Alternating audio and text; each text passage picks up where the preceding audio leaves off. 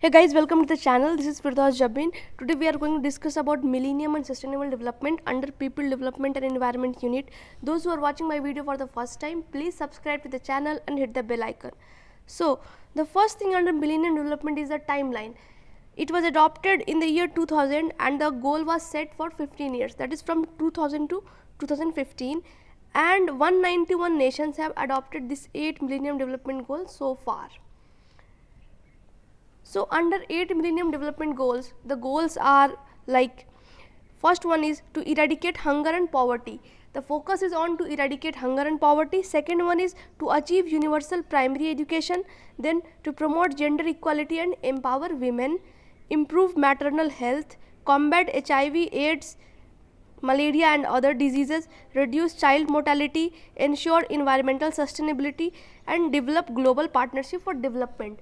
So, the first one was to eradicate hunger and poverty. Still in the whole world this hunger and poverty is a major issue that has to be eradicated, that has to be looked for. Second one is to achieve universal primary education. We know that even the kid, they are not having this basic primary education, they are forced into child labor or something due to poverty, right? So, here the goals are very much interlinked. Due to poverty they are not able to have basic education, then to promote gender equality and empower women. So, that is also important that you have to empower women, because we know that there is a great huge disparity between male and female and transgenders when it comes to gender thing. Next we have Sustainable Development Goal. It is also known as global goals. It was adopted for the year from 2015 till 2030. That is, Millennium Development Goal ended in 2015 and then from 2015 to 2030 Sustainable Development Goals have been adopted. Under this, total 17 goals have been adopted. So, it has been adopted by the United Nations members, and the motto is that a blueprint to achieve a better and more sustainable future for all by 2030. So, the focus is on sustainability, like in the future or for our next generation, the environment, the climate, the earth should be sustainable enough for them to survive. Okay, if earth is not sustainable, they can't have good life, they can't have clean air, they can't have clean water. So, these are the issues and these are the things that have been focused under this Sustainable Development Goals. So, under this we have development goals like, the first one is no poverty.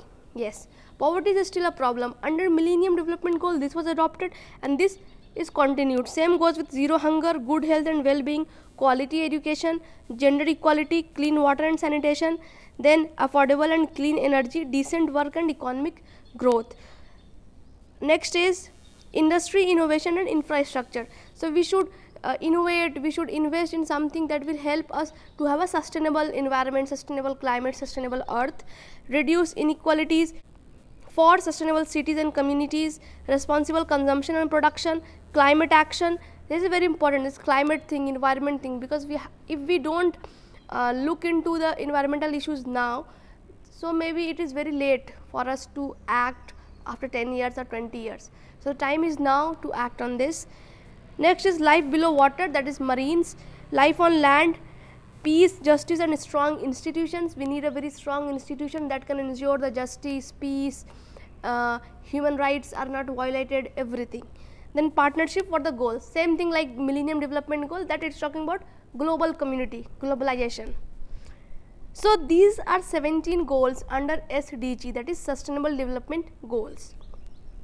Next we have, what are the policy initiatives taken by Indian government in this SDG. So, Indian government has adopted a very holistic approach towards 2030 Sustainable Development Goals.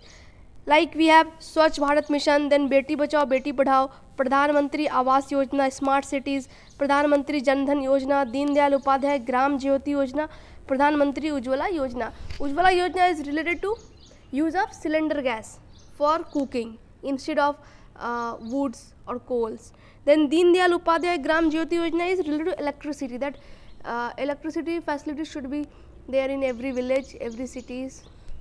Then Pradhan Mantri Jan Dhan Yojana, Smart Cities, Pradhan Mantri Awas Yojana. So, all these are Indian government initiatives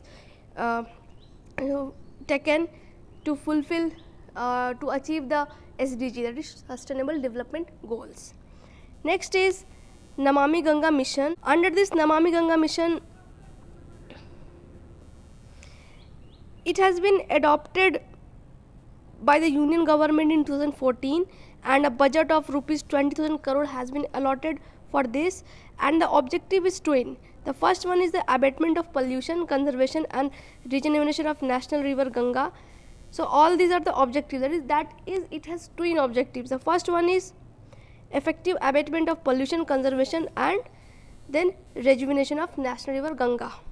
So the main pillars of Namami Ganga program are sewage treatment infrastructure, river cleaning, afforestation, then we have riverfront development, biodiversity, public awareness, industrial effluent monitoring, Ganga Gram. So all these are the main pillars of Namami Ganga program. So it has been divided, like to implement it, it has 3 divisions. First one is entry level, then medium term, then long term.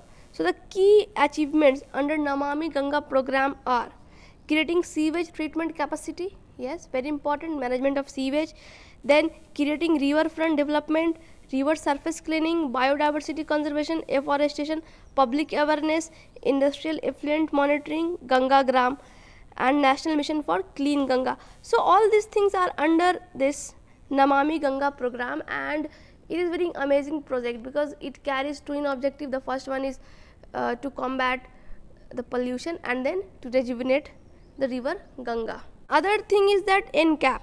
So its full form is National Clean Air Program. It was adopted in the year 2019, and objective was to prevent, control and abate the air pollution. So it is related to air pollution. So scheme is control of pollution. Objective is to reduce PM10 and PM2.5 concentration by 2024. Okay, so what is PM10? PM10 is the size of particles. If it is 10 micrometers or 10 microns, then it is PM10, and if it is 2.5, then it is PM2.5. And the base year for comparison has been set to be 2017.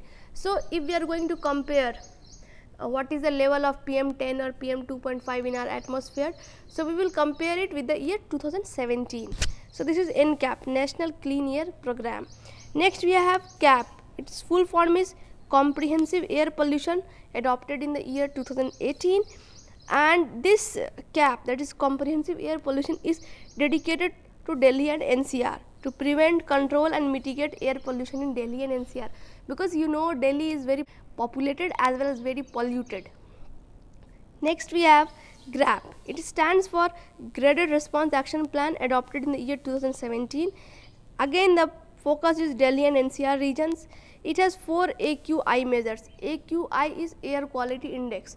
So air quality is measured at 4 levels, that is first one is moderate to poor, then very poor, then severe, and the last one is severe plus or emergency, extreme severe, very severe.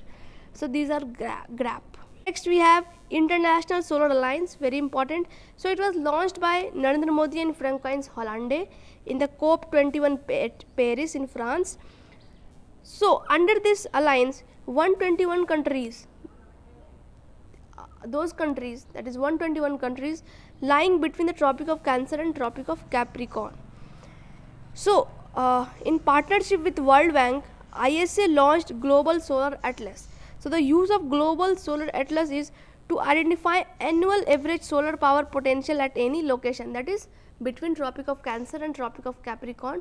This Global Solar Atlas will help us to identify the potential of any given region, like on an average or yearly how much solar energy can be generated or exploited from that region.